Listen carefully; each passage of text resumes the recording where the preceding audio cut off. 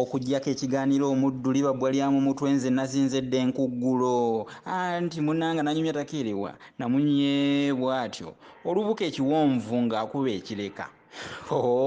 yenze musisibo sajofule Munnabusiro nkonge yamuvule n'antagwira kyeya kimu kiwowola omunyogwavu atalina mazzi talya saava omwana ow'abamejja omukenkufu mu lulimi Oluganda era saabasonyiwa olulimi Oluganda kaluwoomya mu nsona lulimi eno ey'ekinini empomerenye erenyumira abantu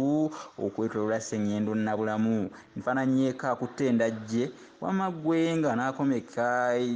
oluzinabbo bw'abanga anaaludaliza talwawo kubeera ng'ate alinga alinda okulaba ku mujolobe abantu gye muli mukaga omuba nga mukaga nange nkagga enjawulo eri awo njawukana eva ku mugga naye omukkuto ogumu mugumanyi tegugeza mbwa omukkuto tegugeza mbwa ate omukkuto tegusomoka mugga ate n'omusasi bulijjo tasaka mulundi gumu amaaso g'enjala gatuukira mu lusuku ate sitta kulya kyankya nga mu lusuku mulimu omuso sitta kulya kyankya nga mu lusuku mulimu omuso awo olwatuuka tuli ku ngero zaffe zino enfumo na luno luuluno muluwulirize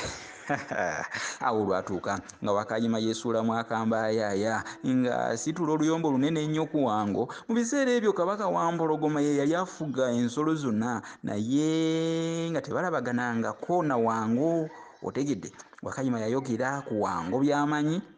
ne byatamanyi n'abyogerera mu butuufu n'amuweebuula nnyo mu maaso g'ebisolo ebirala kale naawe teebereza era tegereza Wango yanoonya ekyokukola Wakayima nga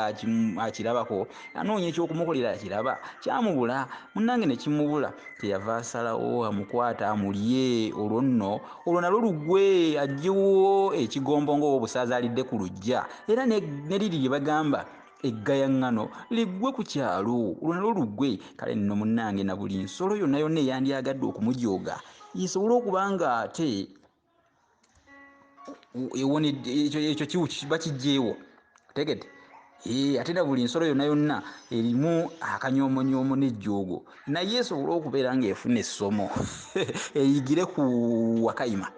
Wango okusobola okukwasa Wakayima yagenda ne yeekweka mu nju ya Wakayima nga taliiwo naye Wakayima